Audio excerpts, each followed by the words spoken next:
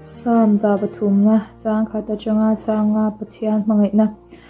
oganun na lalpa chu fakla ka kuchunga omsong song te u ming thiang hem chu fakra u oganun na lalpa chu fakla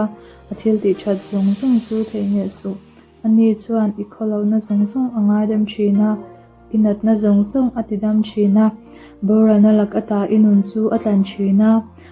ngil nei na le lenat na te akhum tir thin chi a ika chu thir tha in ati tlei thina te chuan i tlei ro na chu mu pui anga siam tharin a om le thin pa chuan ne chiana to zong zong te tan thil fel te ti sakin ro te arel sak thin akong te chu mosia asha tira athil ti te chu israel tha te asha tir boka lalpa chu leinat na khat ni kho ngai thei tak thin ne tak nil ne na nga tak ani chuan a hau fo lowanga a thin ul chu a pai kum khua he ka lawang masai kanal pai su krista hingin chibai kabu ko cheu pathia tu thiam hin chiarin ilongai thangu sam number za pathum chang so matanga chang som pahi zawin kan chiar kan suala te angin kan chunga atilova kan kholok na te angin min thung rul heklo van khi le chung sang taka aw mangin ama ti tu te chunga angil ne na chu anasa ani chakle thang ain tha tam hian kan bo chen na te chu kan ne na tha ada son ta dai ya thing ni se kan bible chang che te la pan kan za tan mal mi som so se lai bible chang hi ka ri ro ang na se ve me ma nge pathia ni na min mangai na anasa jia kan thria soidon chuan nge na se takin alang na se me ma khate ke ma po nge ke na ni mi sing nu na te kan ni tin khosa nun thunga te kan soilo kan khosa lama po rui thei thil ti ten thil sual ti in kan tan ve a mani du dan dan in kan tal ve nok nok thina lim na tu kan zonga lim na tak tak kan hulova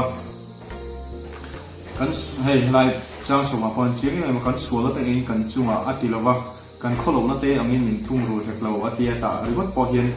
pathia ni na min mangai na ana sajia mi chang riwat po hian ta lang chiang e me ma ru kan ruai mo thil sual tam tak kan tia rui thei thil kan ti te mi poi soi na te kong tam takin kan nei ang chunga te po chuan kan sual na te angin min thung ru lowa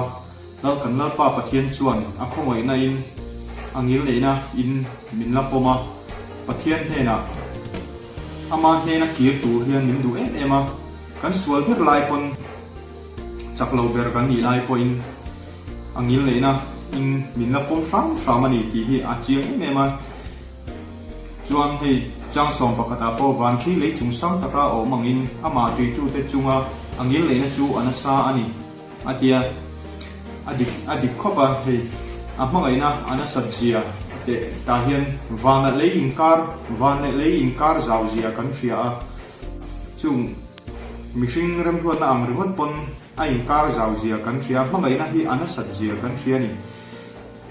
mishing chu van doi bi kri in ngai chang te kan nei thina nge thil enge mo ni chang te kan nei emo nge lusun to na te tiang enge van doi big na riu te anga kai ngai thin mai ro chu kan van nei zia te kai mi khwa emo khoi huna mo kalila ke ni aya van doi tam takki an la oma chung kan hu chang te enge chung kan hu chang te po chuan kan la van nei zia hi pathia ni na min hriat tir ve na ani in ka hria ama tan hian kan thei to khen arong bol ve sam mila nge kan thei ba min phut lawa kan thei chin a kan thei ang to ka ama rong bola ama kan nei hi adu ve ani chu kan ti ve thei ani a kan ti ve tur poi mo me mani boka nge keima na sim pon tun ma chon ko thana te po loin phang ve chu to thin ma ila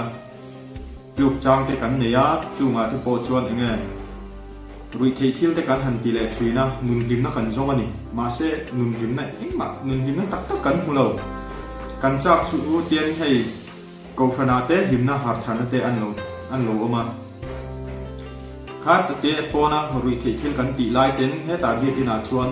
limna tak lim te win pathian choi moi nan zai thina rui chung pon e vatel ve kan chak thin ma se ke mania chuan enge khami kan tluk na khan suali na min thuar to na khan she om ti na kan neya tianga khan enge vain kha shun na te kan nei thina maro chu lalpa ne na kan tluk lu tak tak to china hi chuan kan sual te engkin min ngai dama min khamona